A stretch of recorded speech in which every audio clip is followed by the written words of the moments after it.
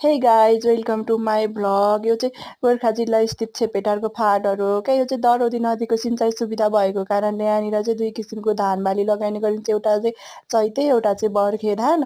अनि बसन्तले पालुवा फेरेर अनि यो चैते धानको यो हरियालीको रौनकले होइन कस्तो राम्रो सफा देखेको क्या। यहाँनिर पुग्दा त मलाई त स्वर्गमै पुगेको जस्तो फिल भएको क्या। किन भन्दा म काठमाडौँको घरै घर देखेर थाकेको, मेरो आँखाहरूलाई यस्तो हरियाली देखेपछि के चाहियो र होइन। अनि म चाहिँ सानो काम परेर 2-3 दिनको लागि मात्र गाउँ गएको थिएँ। मैले खासै राम्रो चाहिँ खिचिनँ, गाडीबाट खिचेको क्लिपहरू हो। गाडीबाट झ्यालबाट मोबाइलले झ्याल यसो सारेर खिचेको थिएँ कि हरियालीहरू चाहिँ राम्रो लागेर। अनि मलाई चाहिँ तपाईँहरूलाई पनि देखाउन मन लाग्यो कि आफ्नो गाउँठाउँ चाहिँ सबैलाई प्यारो लाग्छ, सबैलाई राम्रो सुन्दर लाग्छ क्या, जे जस्तो भयो नि।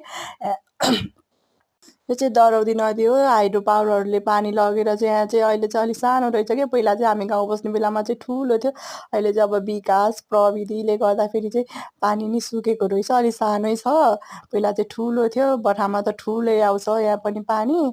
त्यही पनि